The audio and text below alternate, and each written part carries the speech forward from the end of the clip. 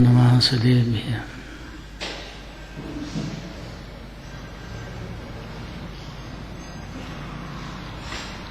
जय श्री ओम नमः सदेभ्यः। जय श्री ओम नमः सदेभ्यः। ओंकारं बिंदु संयुक्तं नित्यं ध्यायन्ति योगिनः कामदं मोक्षदं चैव ओंकाराय नमो नमः। अविरल शब्द गणोग प्रक्षाले सकल भूतल मल कलंका मनिर्विपासे तीर्था सरस्वती हरितोन्दृतान् अज्ञानतिमिरान्धानां ज्ञानाञ्जनशलाकया चक्षुरुं येन येन तस्मै श्रीगुरुवे नमः। परमपुराचार्य गुरुवे नमः। मंगलम भगवान् वीरो मंगलम गौतमो गणे मंगलम कुंदकुंदार्यो जैन धर्मस्तु मंगलम। नमः समय साय सहानुभूत्या चकास्ते चिस्वाय भावाय सर्वावान्तरचते।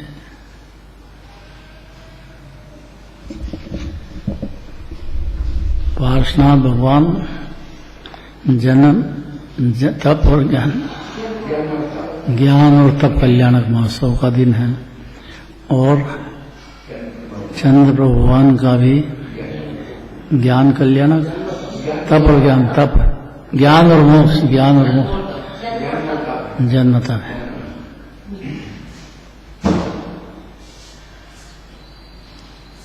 तो थोड़ी देर इसका विचार आना चाहिए कि जन्म कल्याणक तीन लोक के जीवों में शांति प्रदान करे और कैसा मनाते हैं। इंद्र चक्रवर्ती जिस क्षण दिगंबर मुनिराज की दीक्षा लेते हैं तीर्थंकर के जीव, क्योंकि उनकी जब दीर्घधनी खिलेगी तो लाखों जीवों को लाभ होना है। उनका बाहर का पुण्य का उदय भी ऐसा है, अतिशय ऐसा है। पहले 16 कांड भावना भाई खूब उत्साह के साथ उमंग के साथ रहे, से द्रव्यकर्म बंद उसका उदय बाहर का। कोई जरूरी नहीं है जीवों के बाहर का उदय हो, जरूरी तो यह है कि उसको अपनी शुद्धात्मा देह से भिन्न है इतना भान हो जाए। बस इतने में सीधा सुलटत ही सीधो चले। देखो गाथा है 627 तो हो गए, 628 है, 27 है।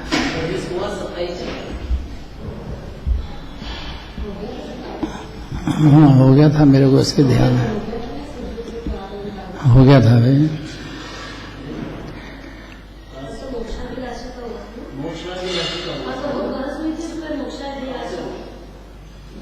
कल श्लोक में मोक्षाभिलाषी पुरुष की सुखी है ये चर्चा थी। आज कर्म की भिन्नता का आई थी कल बात, द्रव्य कर्म भाव कर्म नो कर्म से भिन्न है कितनी। अच्छा गाथा पढ़ो।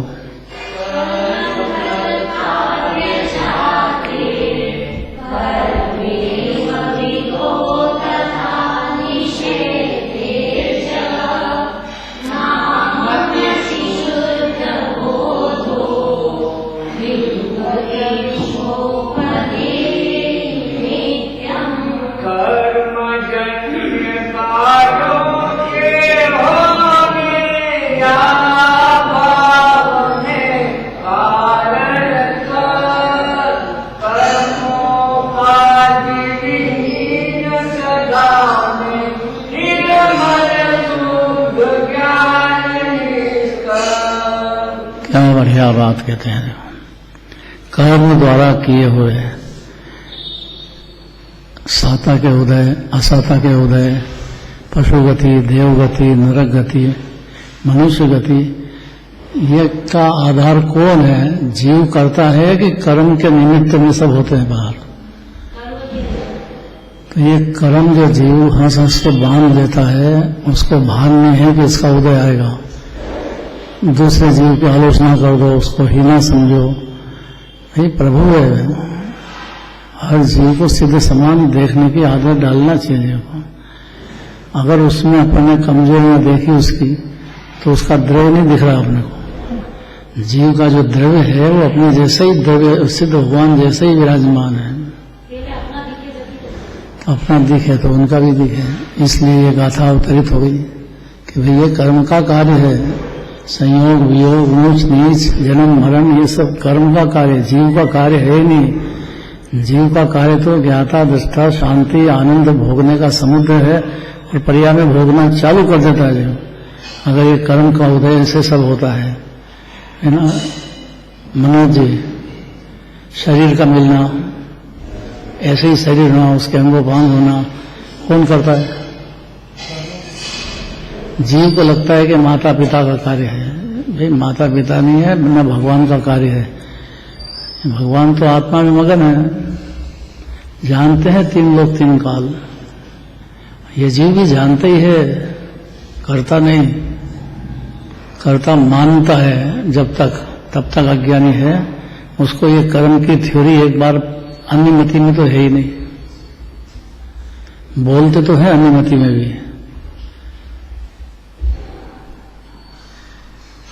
क्या बोलते हैं?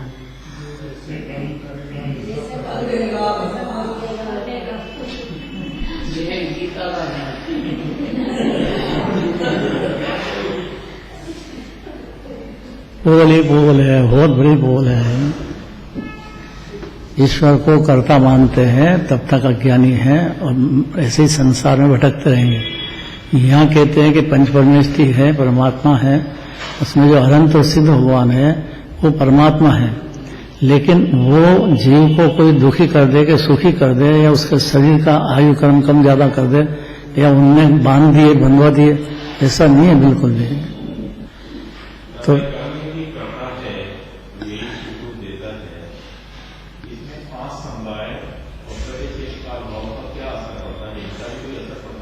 कुछ भी नहीं पड़ता है। द्रव्य क्षेत्र का भाव कर्म होते हैं, द्रव्य कर्म बन गए, उसका उदय जानो। देखो आपकी परिणति में पशु दशा है कि देव दशा है, तो ये आपके भाव कर्म के निमित्त से इस प्रकार की आयु बंधी थी।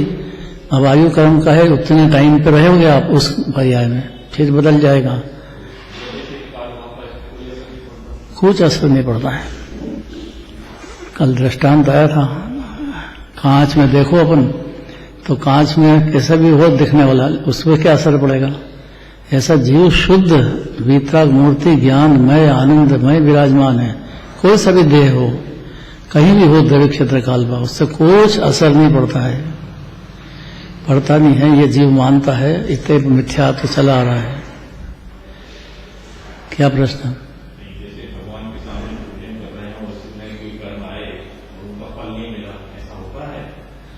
उस समय अपनी जो परिणति है उसमें जीव भगवान को कर्ता माने देनी होकर के भी तब मिथ्यात्व हो गया।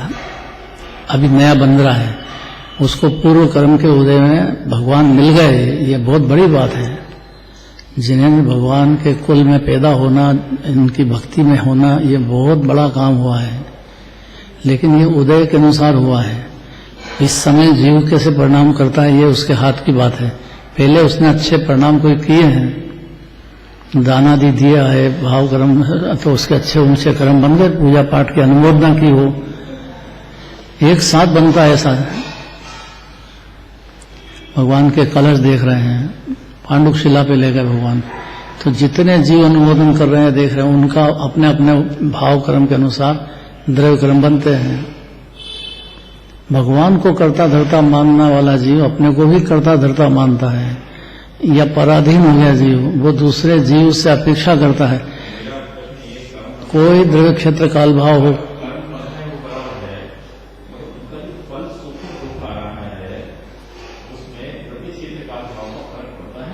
काय से फर्क पड़ेगा? जीव स्वतंत्र है, उदय उदय में रह गया, निमित्त होता है। अनेक कारण चाहिए तो निमित्त कारण है ना, 4, मूल तो एक ही है। मूल तो तत्समय की योग्यता, यही कारण है। उस समय की पर्याय की योग्यता, हाँ और क्या।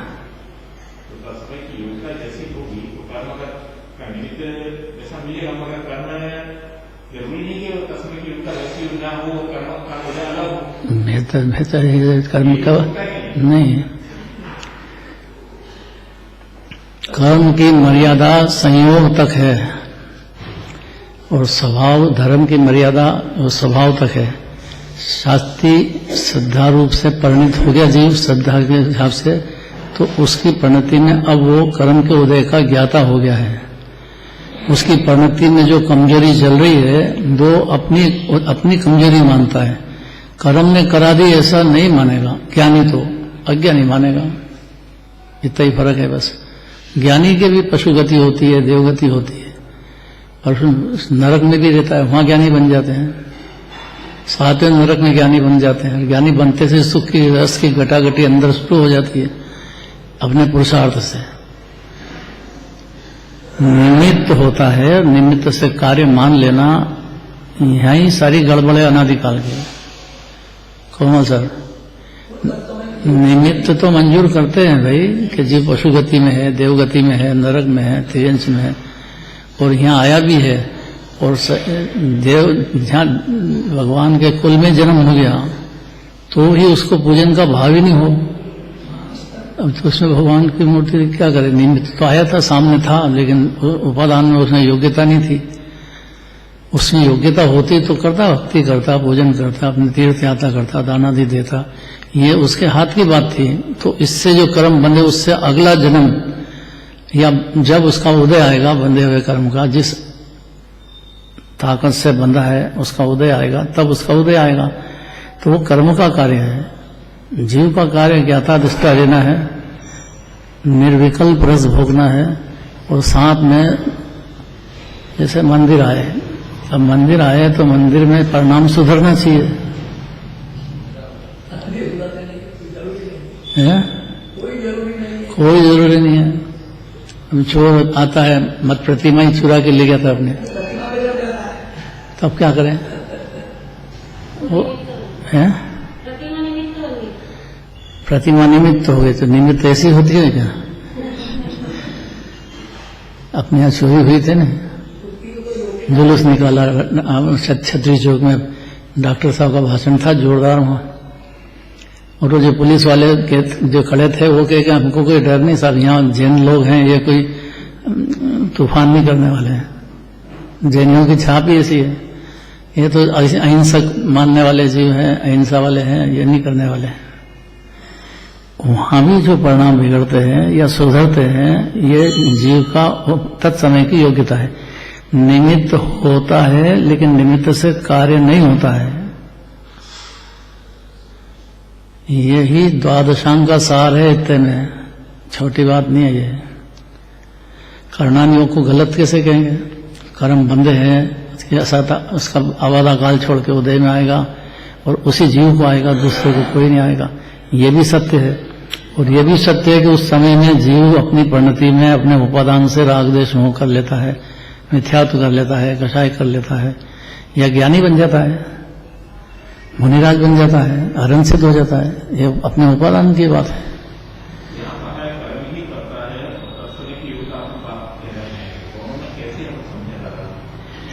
और ये समझने की मेहनत तो करो, ये समझ में आ जाए तो बात ही खत्म है ना पूरी।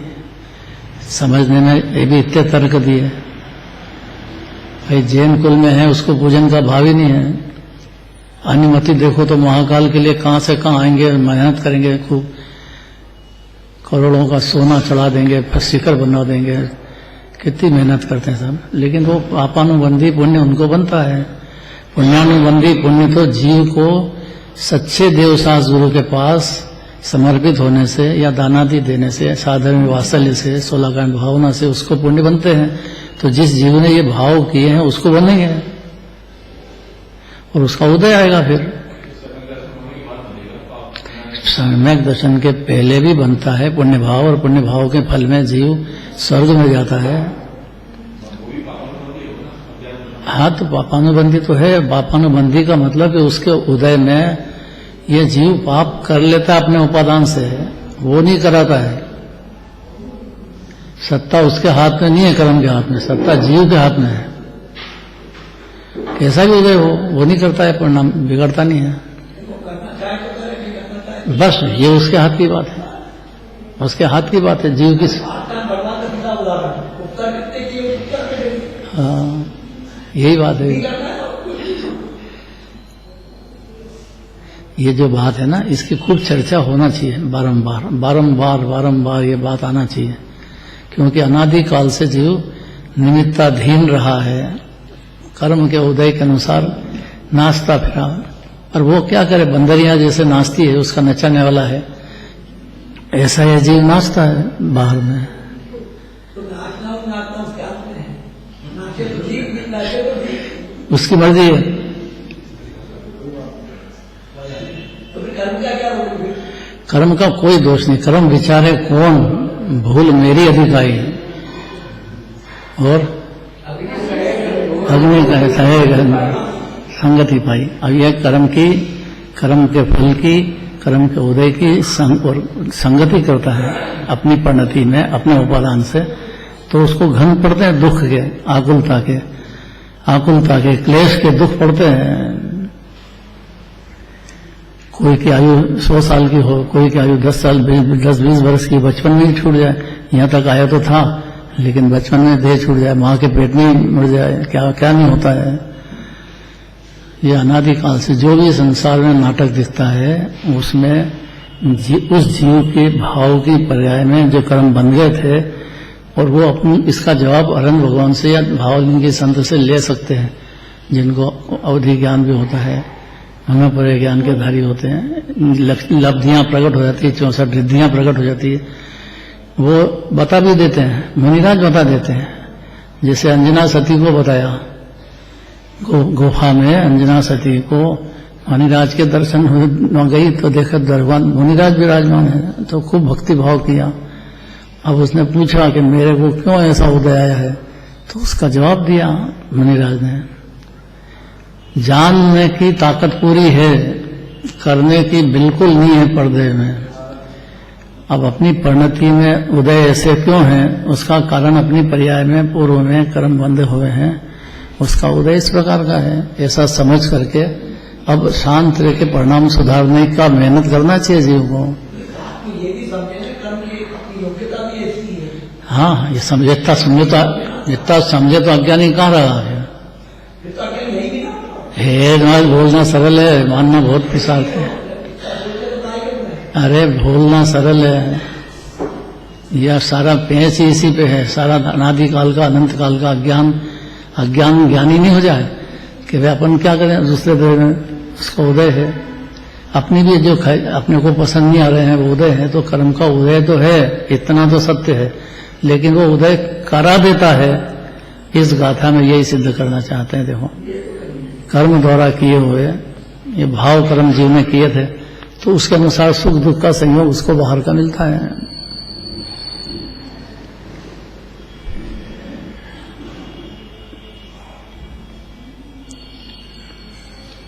उन कार्यों के विधान में तथा निषेध में कर्म ही है, अर्थात कर्म ही करता है। गजब बात है।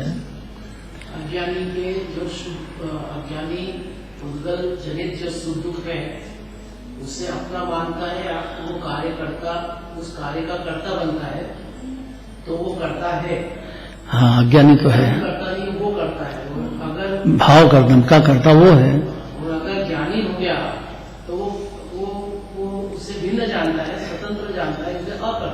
नहीं, इसलिए नहीं, जितना परिणति में राग होता उतना तो करता ज्ञानी भी है। नहीं, निमित्त से उपादान में कार्य नहीं होता है, नहीं तो सारा बेफिक्र होना चाहता है, ऐसा नहीं होता है। उसकी परिणति में भगवान विराजमान है, और उसको पूजन का भाव हो नहीं हो तो कोई जबरदस्ती नहीं कर सकता उसको। ये सारे कार्यों का कर्ता कर्म है, और मैं कर्मादि से रहित हूँ। ये दृढ़ दृष्टि की बात हुई। यही है सत्य। ये 100% सत्य है, लेकिन इसके बाद तो अनंत सिद्ध हो जाना चाहिए जीव को, इतनी ताकत है इसमें। तो परिणति को गौण कर, बात उसको गौण करके करो। अगर अभाव करके कर दिया तो घोर संसार जाएगा। अभाववत कहा ना, तो वत का अर्थ क्या? वत का मतलब क्या? वत क्यों लगाया? वत क्यों लगाया? व्रत है, अभाव जैसा ज्ञानी श्रद्धा में मानता है, चारित्र में, उसकी पर्याय में भी बहुत पाप भाव भी होते हैं, पुण्य भाव भी होते हैं, पंचम गुण स्थान, छठा गुण स्थान, ठेठ 10वें गुणस्थान तक भी अस्थि है इसके लोभ कषाय की। कषाय करते हैं ना, कषाय दुख है, लेकिन ज्ञानी की पर्याय में ठेठ 10वें गुणस्थान तक होता है, 12वें गुणस्थान में वितरागी है।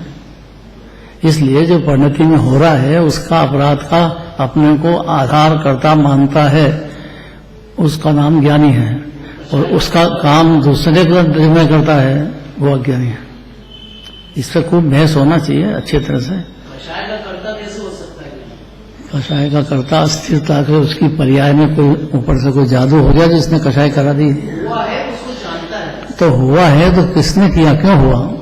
स्वतंत्रता से हुआ, वो सत्कारक से वो पर्याय हुई, लेकिन ज्ञानी उसे जानता है, उसके परिणाम में हेरफेर नहीं करता। जान ऐसा है, ये द्रव्य दृष्टि से बात हुई, दृष्टि से कहो या किसी भी दृष्टि से कहो, ऐसा नहीं होता है, ऐसी पोल नहीं चलती है। अनंत अनंत नए निक्षेप प्रखानी है, जिनवाणी माता है, या सुनना चाहिए उसे। द्रव्य दृष्टि से जीव अभी भी सिद्ध भगवान जैसा ही ज्ञान शरीरी है और अनंत गुणों की खान है, अज्ञान दशा में है, और जो निगोध में सो ही मुझ में सो ही मोक्ष मजा। द्रव्य दृष्टि से निगोध के जीव में और मोक्ष में कुछ अंतर नहीं पड़ता है, लेकिन अब ये जो चार गति है उसमें जो जीव आकुलित होता है, अज्ञान धार आकुलित भयो अज्ञान धार, वो अनंतानुबंधी कषाय की बात है। वो बाकी की जो कषाय है वो उसका क्या होगा कि बाकी जो कषाय है ज्ञानी के, उसमें भी कर्म तो कुछ नहीं करा सकता है, उसकी परिणति में अपनी कमजोरी से पाप भाव पुण्य भाव हो रहा है, और मिथ्यात्व जब तक है तब तक उसका कर्ता वो अपने को मान रहा है, उसकी मान्यता छुड़ाना चाहते हैं कि भाई कर्म के भरोसे मत रहो, कर्म ने तुमको नहीं कराया है, भाव कर्म जैसे हुए थे वैसे धर्म कर्म बने हैं, इसका उदय आया है, वो सामने दिखता है। करोड़पति हो गरीब हो जाता है, गरीब है अमीर हो जाता है, होता है कि नहीं? बीमार है स्वस्थ हो जाता है, डॉक्टर जवाब देते हैं कि अब ठीक नहीं हो सकते हैं, ले जाओ घर, और वो ठीक हो गए में कितने वर्ष तक जिंदा रहता है। ऐसा भी होता है कि नहीं होता है? थोड़ा सा ज्ञान को द्रव्य पर्याय वस्तु स्वरूप में है, इतना क्लियर होने पर ये बात क्लियर हो रही है। एकांत नहीं है। पानी का स्वभाव शीतल है, उसे द्रव्य दृष्टि से कहो कि किसी भी दृष्टि से कहो, नहीं, पानी का स्वभाव शीतल है। शीतल है ना, स्वभाव शीतल है। शीतल है तो गर्म पानी एकदम मुंह में डाल दो, आप क्यों उचकते हो? गर्म पानी को जानने वाला तो है, ये शीतल अभी उसकी परिणति में गर्म है, परिणत पानी, तो परिणति किसकी? पानी की। तो ये तो भाव गर्म किया या किसने किया? भाई अगर स्वाधीनता चाहिए तो अपना अपराध स्वीकार करो। भाई मेरे को मोह है, मैंने ब्याह करने की हाँ भरी तो ब्याह हो गया, होना था हो गया, अब इसी से होना था इतने सारे जीवों में से, तो उसी के साथ क्यों हुआ? भाई पूर्व जन्म का संबंध है। जैसे कि नेमिनाथ भगवान को 10 भाव से प्रेम चल रहा था राजुल के जीव से, और इस भाव में उनको तो वितरागता इतनी बढ़ गई कि मुनि दशा हो गई। तो राजुल का परवाह नहीं करी, गए तो थे बारात लेके, हुआ कि नहीं हुआ? तो राजुल ने क्या समझा कि मेरे को तो अब मैंने स्वामी इनको मान लिया है, अब इनके पथ इन्होंने जो ग्रहण किया है वो पथ रत्नत्रय का वही मेरा पथ है। बहुत पिताजी ने समझाया, राजुल हट तजो, इनको मालूम है दिनेश भैया को राजुल की कथा, उसको जो है उनकी सहेलियों से कहती है कि सहेली पशुओं का बंधन तो मेरे पीछे था, मुझे विराट क्यों नहीं आया? सखी कैसी मेरा भागल बंधन मैंने भी देखा, सखी कैसी मेरा भागल बंधन मैंने भी देखा।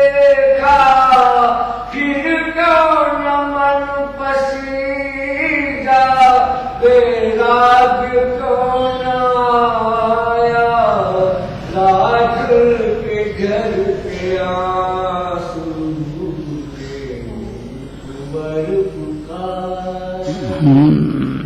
तो खाली नेमिनाथ भगवान को ही वैराग्य हुआ पशुओं का देख करके, बाकी सब बराती को क्यों नहीं हुआ? उनके तो समुद्र विजय राजा जी भी साथ में थे, कृष्ण जी का जीव भी साथ में था, और सारे 56 कोटि बराती, कोटि माने तरह के 56 तरह के बराती आए और जुलूस लेके गए। तो दूल्हे का प्रोसेशन हुआ और उनने देखा कि मेरे वजह से इतने जीव को बांध दिया है तो दुख हो रहा है, उनको फ्री करो। उनको फ्री करने का सोचा, अपन भी फ्री हो, और मुनिराज बन गए और 10 भव का प्रेम छोड़ दिया। या तो एक भव का प्रेम छोड़ना, मानने ही छोड़ने में प्रसार हो रहा है।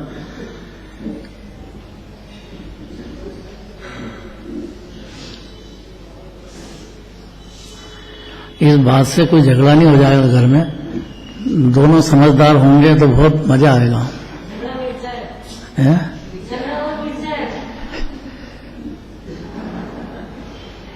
अगर दोनों समझदार हैं तो,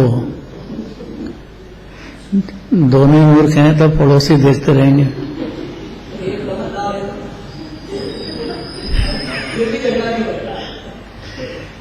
अगर एक समझदार है तो वो शांत हो जाएगा, जैसे कि गोपाल दास जी बढ़िया की घरवाली,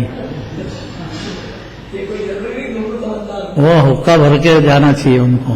पत्नी का आर्डर ऐसा था कि आप मंदिर में जाके बैठ जाते हो, मेरे को हुक्का भर के जाओ। हुक्का पीते होंगे तो उनकी ड्यूटी थी। एक बार वो भूल गए कि भैया हुक्का नहीं भरा, वो आई, अब ये पंडित जी गद्दी पे बैठ के स्वाध्याय कर रहे हैं, आई और जोर से चिल्लाई, कैसे आ गए यहाँ बैठ गए, मेरा हुक्का नहीं भरा। तो ने कहा, जो सभा में बैठे थे, कि साहब आपकी पत्नी को तो समझा दो, आप उनको नहीं समझ, हमारे को क्या समझाओगे? क्या तुम समझना चाहते हो तो तुमको समझाने की बात करते हैं, अब वो चाहती नहीं है तो क्या तो ऐसी पत्नी क्या काम की कि मेरे बहुत वैराग्य हो रहा है, मन ही नहीं लगे उसके साथ मेरा। जो झगड़ालू पत्नी है उसके साथ कौन बैठेगा? हाँ, वैराग्य प्रदाय नहीं, मेरे तो बहुत।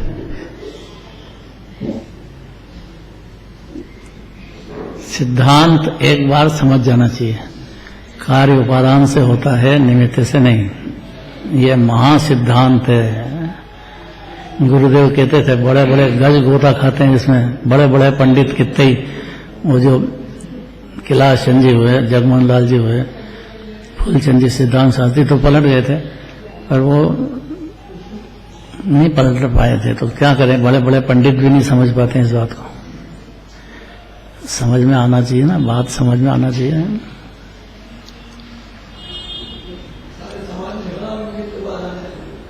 निमित्त उपादान का झगड़ा मिटाने वाला है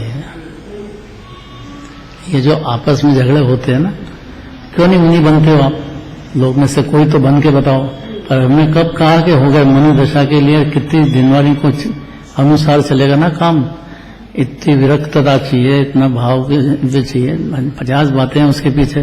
तत्व ज्ञान हो के सम्यक दर्शन ज्ञान हो, आत्मानुभूति हो, फिर वो अंदर प्रचुरता से बढ़ती हुई दिखे और उनकी ताकत हो शरीर की भी इस प्रकार से स्थिति में रहने की। ऐसा थोड़ी होता है कि निराज होके वन में ही जाते हैं, होए दिगंबर वन बसे दिगंबर है। विनोद का क्या कहना है? कुछ बोल रहा था, बोल तो रहा था अभी, बोले ना, मन में क्यों रखे? तेरे तो झगड़ा नहीं होता ना घर में, क्या होता है?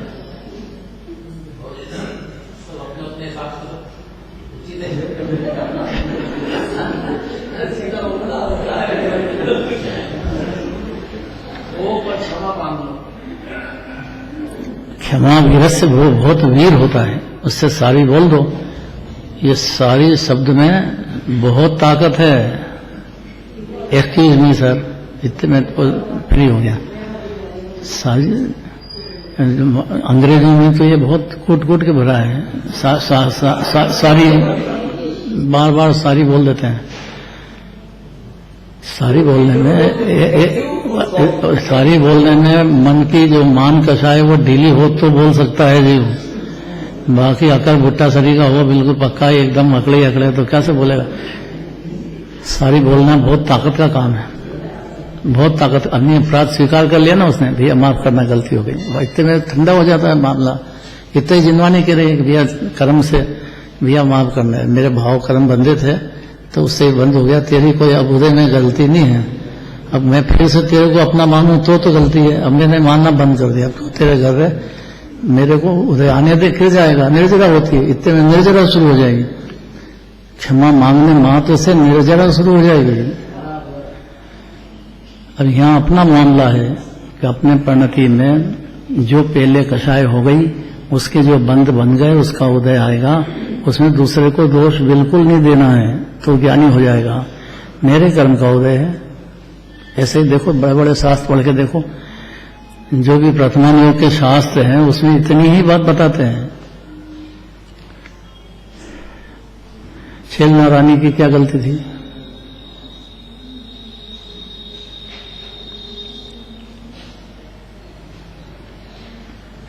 तुम्हारे गुरु से बदला लेना है, तुमने मेरे गुरु का अपमान किया है।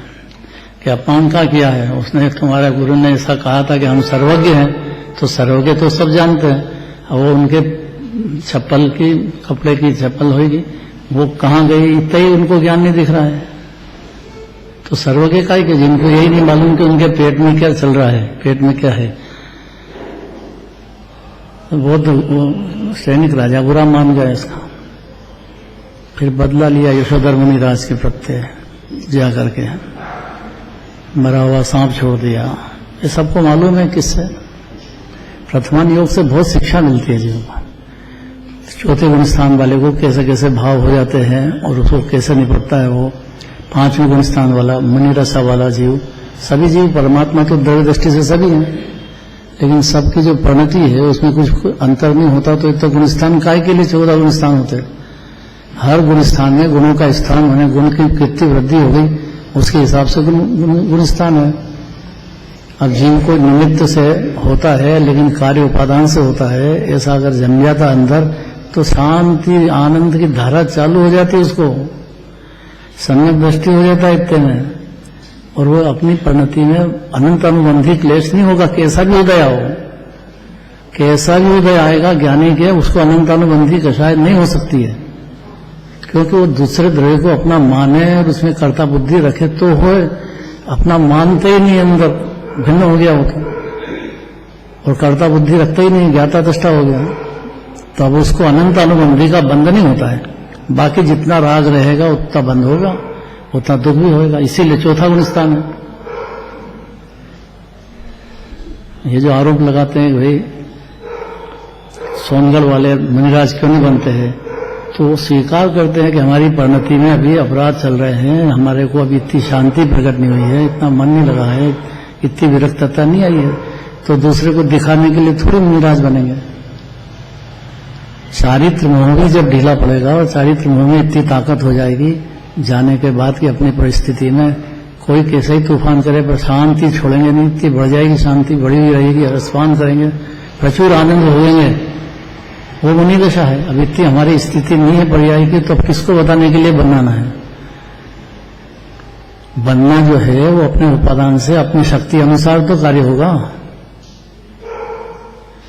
अब कोई को एक लड्डू खाने का भूख है, अब तुम 4 रख दो, देखो नाराज होता है कि नहीं होता। देख लेना, ऐसा प्रैक्टिकल करो। अब उसने बेचारी ने बहुत मेहनत करके बनाया, आइटम बनाई, सब बनाई, अब आप आया, माथा खराब हो रहा है मगज,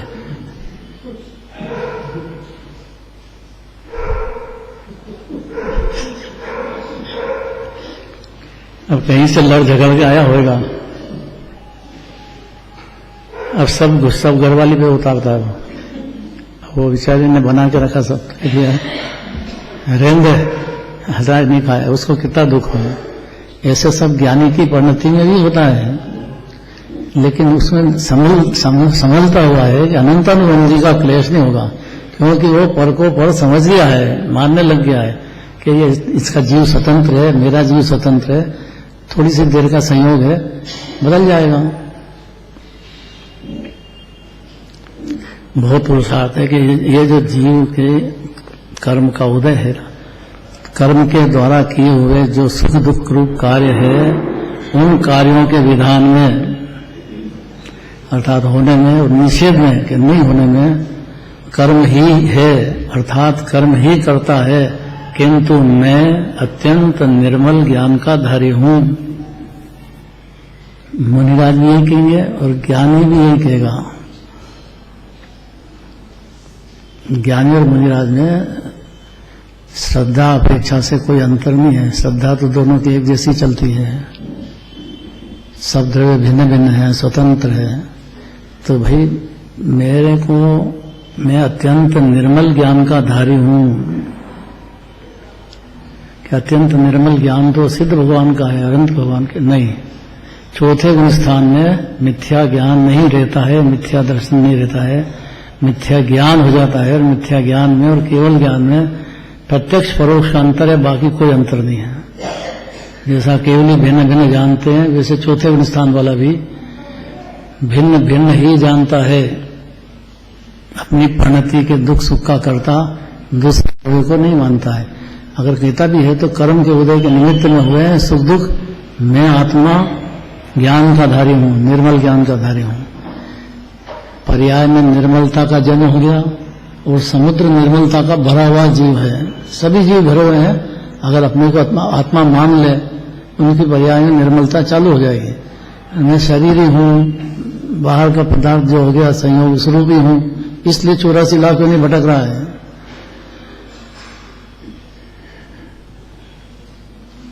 जन्म मरण का अंत नहीं हो तो जिनवानी क्या है। दुखों का अंत सारे दुखों का तो भाई परिणति में हो रही है कि कर्म के जिम्मे करो।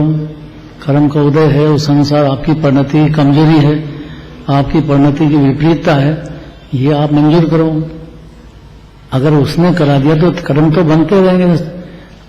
22 तरह की वर्णा है केवल ज्ञानी परमात्मा ने कही। जैसे भाषा वर्णा, मनोवर्णा, आहार वर्णा, तेजस वर्णा, ये वर्णा है। ये पुद्गल के स्कंद है, पुद्गल के परमाणु है। वो इस जीव की परिणति के विभाव के आकर्षण से उसके संयोग में बन जाते हैं। भले तो लवा लव है लोक आकाश में। 22 तरह की वर्णा है, 22 तरह का भक्ष्य है। कारण वर्णा 5, तेजस वर्णा, कारण वर्णा, मनोवर्णा, आहार वर्णा, ये 5 वर्णा है। अब औदारिक शरीर है, भगवान के परम औदारिक शरीर है। तो ये क्यों है कि उनकी परिणति में भाव कर्म जैसे हुए थे थोड़े मंद हो गए और उसके उदय में बन गए, कर्म के कारण से बन गए। अब उदय अब आया है।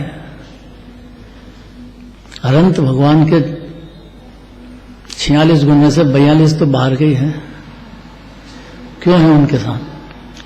पुण्य फला अरहंता, उनकी पर्याय में बहुत पुण्य भाव हो गया तो उसके फल में बाहर में 42 गुण है।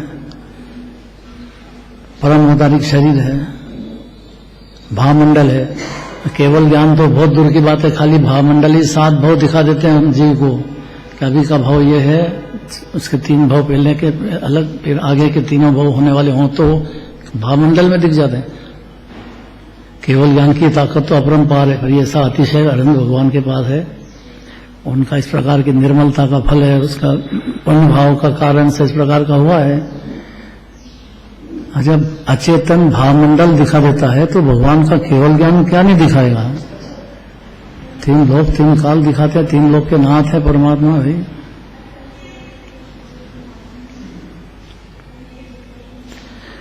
तो जीव कैसा है कि मैं तो अत्यंत निर्मल ज्ञान का धारी हूं। ये सम्यक दर्शन की पुकार है। इस सब बात में अंदर में निर्भय से जीव को ये बात मानना चाहिए। मान जाए तो ज्ञानी हो गया। अब सोचना तो चाहिए ना, बारंबार अभ्यास करना चाहिए। ये संयोग वियोग होता रहेगा। मैं अत्यंत निर्मल ज्ञान का धारी हूं, अतीन्द्रिय महापदार्थ हूं। ऐसे सर्वानंत अनंत गुणों का स्वामी हूं। अनंत अनंत गुणों का खान, उसका नाम आत्मा है। अनंत अनंत जो अनंत भगवान भी नहीं कह सकते हैं, वो भी अनंत हैं। वो भी कहेंगे कि भैया और अनंत गुण जितने हैं वो सब जीव में विराजमान है। जय पद श्री सर्वज्ञ दीठु ज्ञान मां, कही न सक्यापन जय श्री अनंत जो तो अन्य वाणी से जीव कहेगा मेरे तो गुणों का भंडार का बताओ अलग अलग, तो अन्य वाणी से कैसे कह सकते हैं? अरन भगवान भी नहीं कह पाए, इस जीव की महिमा अपरंपार है भाई, इसकी शक्ति अपरंपार है, परमात्मा है, जीव किसको कहते हैं? अनंत भगवान भी नहीं कह पाए, वो भी अनंत को अनंत जानते हैं, आखिर कहना पड़ेगा और अनंत गुण है। अनंत गुण है तो अनंत ही पर्याय है, पर्याय है तो मलिन और निर्मल दो तरह की बात होती है, तो दोनों रहे नहीं रहे, खाली निर्मल निर्मल तो अनंत भगवान है, और मलिन ही मलिन रहे तो अज्ञानी है। अपने को निर्मलता का धारी, ज्ञान का धारी, अनादि अनंत आनंद का समुद्र मंजूर, दिव्य धनी में तो ये बात आएगी। और जो जीव इस बात को हाँ भर दे, मंजूर करे, तो उसकी पर्याय में तत्काल पैदा होते हैं, देर नहीं है। जीव तेरा डरपोक है, शरीर का कर्म से डर गया है बहुत बुरी तरह से, उदय से, कर्म से, संयोग से, उसको सिद्ध करते हैं कि भाई कोई जरूरत नहीं है, अंदर ये भावना भाव कि मैं अत्यंत निर्मल ज्ञान का धारी हूं। क्यों? क्योंकि मैं सदैव समस्त प्रकार के कर्मोपाधियों से रहित हूं, अनादि से भिन्न नहीं है, अनादि से कर्मों से रहित ही है जीव। संयोग में शरीर दिखता है लेकिन आत्मा उसमें भिन्न नहीं है। राग द्वेष दिखते हैं तो दिखो है भी सही पर्याय में, लेकिन द्रव्य में बिल्कुल नहीं है, रहित हूं मैं। ऐसा चौथे गुण स्थान में जीव मान जाता है, और जिनवानी तुल गई है कि जीव ये बात मंजूर करेगी, वो परमात्मा है, गुणों की खान है। जो थोड़े बहुत कर्म के उदय दिखते हैं वो है भले, मैं उसका अत्यंत भिन्न हूं। कर्म के द्वारा राग द्वेष सुख दुखादि कार्य होते हैं। लो देखो देखो, आत्मा कर्ता धर्ता नहीं, उन समस्त पर्यायों का कर्ता कर्म ही है। गजब बात है। किंतु मेरा आत्मा उन सुख दुखादि कार्यों का कर्ता नहीं है। जो अपने को कर्ता मानेगा तो करे कर्म सो ही करता रहा, जो जाने सो जाना राना। तो जो करता जो जानता है वो करता नहीं होता है, करता होता है वो जानता नहीं है। जाने सो करता नहीं हुई, करता हो वो जाने नहीं सोई। उसका ज्ञान राग के अंधकार में देह के संयोग में मगन हो जाने से अंधा हो गया है। क्यों? क्योंकि अत्यंत शुद्ध ज्ञान का धारी कौन है? हाँ, अत्यंत शुद्ध ज्ञान का धारी, और ज्ञान की ताकत अपरंपार है, चमत्कार सा। अत्यंत शुद्ध ज्ञान का धारी और सदा समस्त प्रकार की कर्म जनित उपाधियों से रहित हूं। गजब बात है। इससे बड़ी क्या गजब बात? पर मैंने कर्म का उदय कैसा भी हो, सब तरह की उपाधियों से रहित विराजमान, पहले से ही परिपूर्ण शुद्ध आनंद मूर्ति, ज्ञान घन सिद्ध की खान विराजमान हो। टाइम भी हो गया, और ये बात समझ जाए, सुन ले तो पार भी हो गया। जो दोनों बात है।